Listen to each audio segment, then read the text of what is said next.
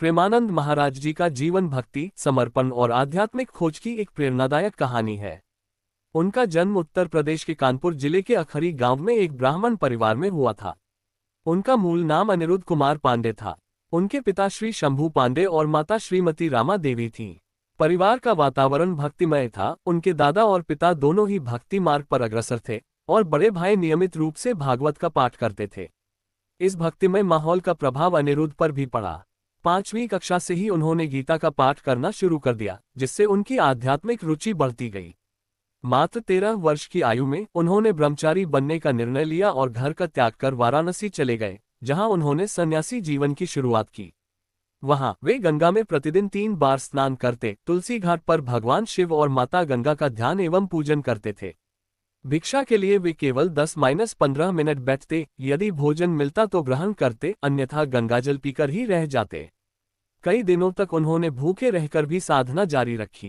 वाराणसी में रहते हुए एक दिन एक अपरिचित संत उनसे मिलने आए और उन्हें श्री हनुमत धाम विश्वविद्यालय में आयोजित श्री चैतन्य लीला और रासलीला मंचन में आमंत्रित किया।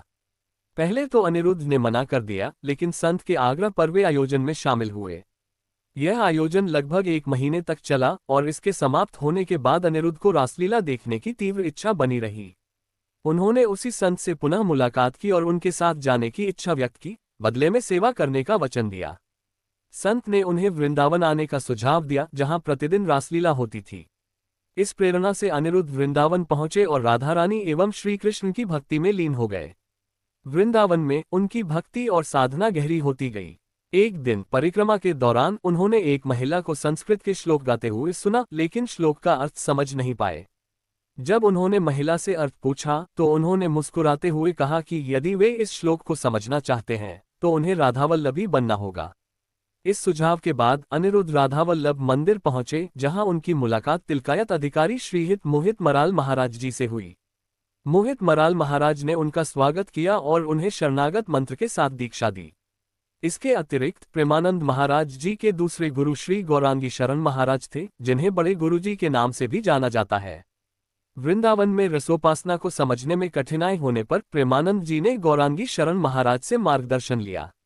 उन्होंने प्रेमानंद जी के हाथ पर 3 उंगलियां फेरते हुए कहा कि सब ठीक हो जाएगा। इसके बाद प्रेमानंद महाराज की साधना और भक्ति में नई ऊर्जा और स्पष्टता आई और वे आध्यात्मिक मार्ग पर निरंतर आगे बढ़ते रहे। प्रेमानंद महाराज जी का जीवन त्याग, समर्पण और भक्ति की मिसाल है।